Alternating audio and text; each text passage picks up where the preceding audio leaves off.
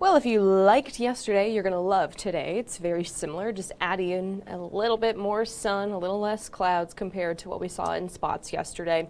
Of course, today was the return of, the last day of September. Feels more like the final day of July with temperatures in the 70s right now, knocking on the door of 80. We will hit 86 here in Cincinnati. It's more of a dry heat compared to an actual July day in which humidity is typically driving that weather pattern a little bit more than what we would like. But nevertheless, we're warm and dry all this week, and stepping into your weekend, we'll have a first alert update on that weekend forecast coming up in just a bit. Temperatures are hot spots. Got a few 78 degrees right now at 12:01. Georgetown, Hillsborough, Hamilton, up in Butler County, Vevey and Owenton, all at 78 degrees right now. Let's take you outside to the Queen City, in which it looks a little toasty, but you could argue it's picture perfect. The riverboat's out, you have the USS Nightmare. It does not feel very nightmarish outside unless you really don't like the summer heat. Today's not your day. 77 degrees and mostly sunny skies. A light breeze there from the north, so we're not noticing too much of a stiff southerly breeze. It's not going to be pumping in any humidity, really. You might notice a bit of stickiness out to the day today, but it will read like it is Florida-like. So I like this graphic because it gives the impression that, oh my gosh, it feels Florida-like here in Cincinnati, which is not the case at all. 86 degrees, but it's a dry heat in Cincinnati. So down in Florida, Pensacola, the forecast high today is 87, but it's a lot more humid naturally, and so it feels a little bit more like beach-worthy weather down that direction, whereas here, definitely fit for the walks, fit for the jogs, and fit for the outdoor plans, the practices, if you will. And of course, we don't have a beach, or at least nothing, not an oceanic beach. Clouds and radar right now, so back in the skies. Southeast of Cincinnati, got a few of those clouds starting to get a little bit closer, and just taller clouds out towards West Union, Maysville, even farther outside of the viewing area here. The rain is sticking on the other side of the mountains. We're not seeing it cross the mountains. In fact, the clouds are struggling to do it. We will see a little bit of filtered sunshine southeast of Cincinnati. Today, the rest of us filtered sunshine for Wednesday and for Thursday as well, in which temperatures are going to be a little bit cooler into the afternoons for Wednesday and Thursday, at least compared to today. 86, your forecast high here in Cincinnati. Sunshine is the name of the game. Again, if you liked yesterday, you will like today, in which we did see temperatures this morning drop into the low 60s. And tomorrow is going to be a little bit different, but not for the first half of the day. I still am tracking lows bottoming out around 60 degrees tomorrow morning. You might consider the light jacket. You will not need it by the time the sun rises, though, with temperatures quick on the come up. More on that in a second. I want to talk about the playoff forecast because it's so exciting. The Reds are out in LA playing their first game tonight against the Dodgers in the Wild Card Series. Here in Cincinnati for the game.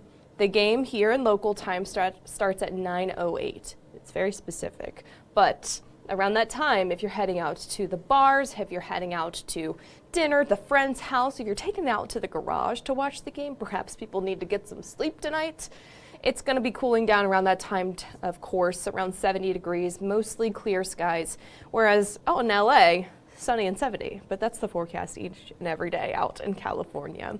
Here in Cincinnati, it's warm, warmer than LA for sure, and temperatures, you're feeling it today, high of 86, whereas tomorrow, here's the filtered sunshine coming into play, whereas Wednesday, Thursday, Friday, Saturday, Sunday, temperatures are only maxing out in the low 80s. Of course, it's a dry heat, and so even if we were to see the cloud cover drop, we would see these temperatures go up. Yes, they could be warmer as we head into your weekend too. So I know this is a very busy weekend here around the tri-state. The Walk to End Alzheimer's is this weekend for Greater Cincinnati, and it steps off at Sawyer Point Saturday morning, in which temperatures are going to be lifting out of the 50s. Sunshine is the name of the game. It's a great weekend to head out to Sawyer Point for the Walk to End Alzheimer's. Sunny for around 10, 68 degrees, so quick to warm up. It'll be in the middle 70s, maybe even closer to the upper 70s by the lunchtime hour. So we're stepping into your weekend with a lot of sun. Any and all of the afternoon plans, It's fit for a sunflower festival. Not exactly fall-like for the pumpkin patches and the corn mazes, but Mother Nature, she's at least picking up the sun in this forecast. So great for the festival happening out at Gorman Heritage Farm here in or near Cincinnati and Evendale, in which sun for the sunflowers. 82 Saturday, 81 on Sunday. So the late mornings to early afternoons probably the best time to do or anything outside really. But at least we're staying dry even through the weekend. I mean, last week we had 5 first alert weather days. A few of those mainly because of the heavy rain and even the severe storms that we saw over a week ago. But we have settled into another dry spell here in Cincinnati. Our next signals of rain not even arriving until a week from today. And notice how I said signals, because even that's not looking too impressive. It's a 40% chance that you'll get some rain on Tuesday of next week. You'll see it here in your extended forecast, just how warm it is even through this weekend, which today, or I should say yesterday, was probably the warmest day that we'll see this week, because today is just a degree cooler. It's still warm, 86 degrees, mostly sunny. Wednesday, Thursday, filtered sunshine, temperatures dropping in the afternoons, but still a little warm, 81 and 80 degrees. Notice the overnights, we do drop those lows into the middle 50s, so you will be reaching for the jackets in the morning and then shedding them very quickly as the sun rises and temperatures rise too, back into the low 80s. For football Friday, I'm forecasting temperatures around 7 o'clock that evening in the upper 70s. Of course, the sun is setting a little bit earlier and earlier, so naturally you'll start to see those cooler evenings too. Saturday and Sunday, more of the same. Sunshine, warm, it's dry, great for the football games going on. Perhaps it's a little too warm for the football games, but hey, we'll take it. UC game against Iowa State. That's going to be around noon on Saturday, 82 by the end of the game. Sunday, staying sunny, 81. That game, the Bengals game against the Lions, is at around 4:30 in the afternoon. So started the game at 81 degrees.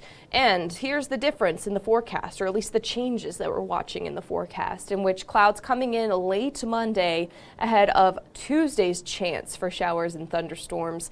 It's a little early to tell how much rain we're going to see, the exact timing of it, and therefore anything strong or severe that might come from these storms.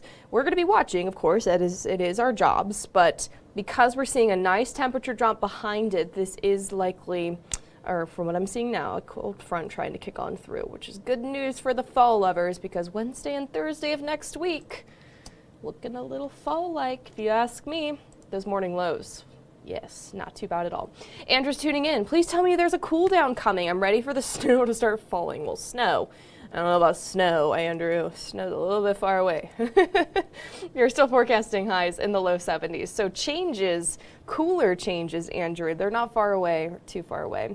That'll be Wednesday of next week once we get through Tuesday showers and thunderstorms. And that's if it all holds. Keep checking back with us. We'll refine the forecast as we get a little bit closer. And Scott's tuning in. Good afternoon, Erin. Good afternoon, Scott. I hope you're able to enjoy today's beautiful forecast that we have on tap. And while it is going to be warm, it's at least going to be dry. Perhaps a little too dry. Let's take a look here at the drought monitor that we have here, in which this updated on Thursday. So I do want to stress that because most of, there it is, the rain that we saw last week fell between Tuesday and Thursday, that data is not included in this map, which means hopefully we will see some changes coming in this upcoming Thursday. But the drought monitor still picking up a moderate drought around the entire tri-state, or at least most of it, in which Highland County has lifted a little bit, abnormally dry. We still have some burn bans in effect because of this. Franklin County out in southeastern Indiana and Bracken County down in northern Kentucky. What does this mean? I pull up this map all the time and I'm like, you can't burn stuff, but you can.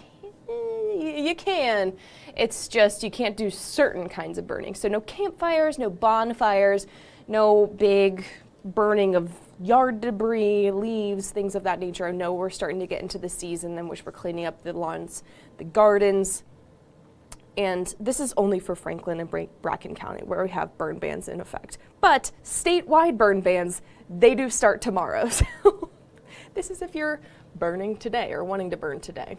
things will start to change tomorrow. I'm sure we'll have some pieces and reminders about those burn bans that are in effect here for the state of Ohio, Kentucky, Indiana as we get into the fall season. But that is normal. We see that every year in which those burn bans or those seasonal burn bans will start typically with the 1st of October. So this is what we're seeing for today. Burn ban headlines, no campfires, burning of leaves, of debris, say that 5 times fast, and grilling out, it's okay. Again, that's for today, for Bracken, and for Franklin counties.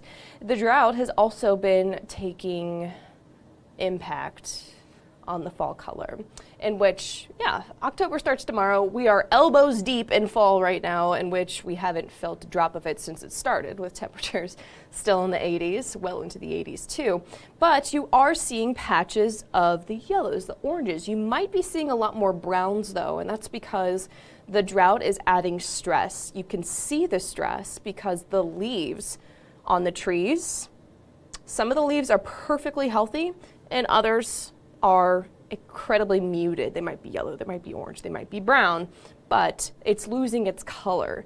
It's not because it's cooling down necessarily, it's because the trees don't have enough water to sustain their leaves. What happens is that the tree will kind of go into a self-defense mode in which it's got to preserve that essential resource of water for the trunk and for the branches to health here. It's what happens during winter, but because we're kind of speeding up the dry process here, we're already seeing that natural process happen in which trees are starting to lose their leaves. And we did have storms rolling through this time last week, and so that also knocked down some leaves.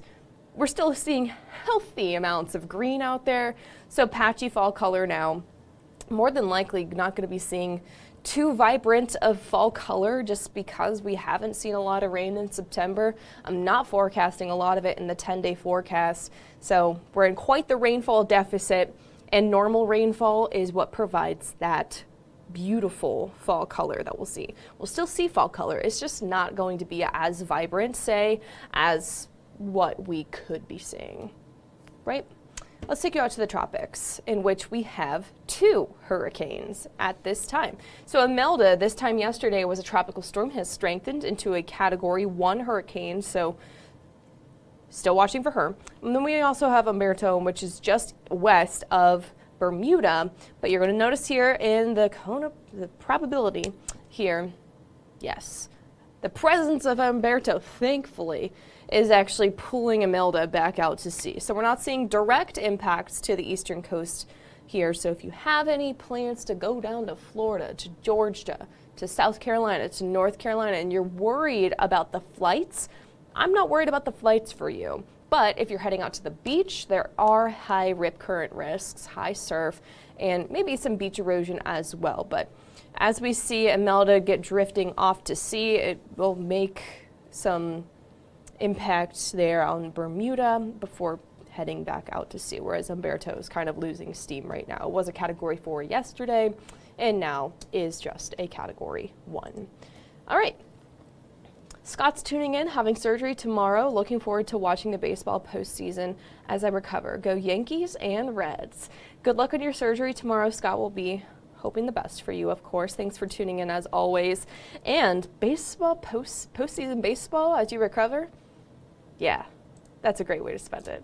All right, so that's all I have prepared for you guys here on 19 at noon. We'll have the latest information about the forecast for your weekend plans, even next week's chance for rain, coming up on Fox 19 at 3. But for now, signing off here in Queensgate, I'm meteorologist Erin Ashley. Have a great rest of your Tuesday.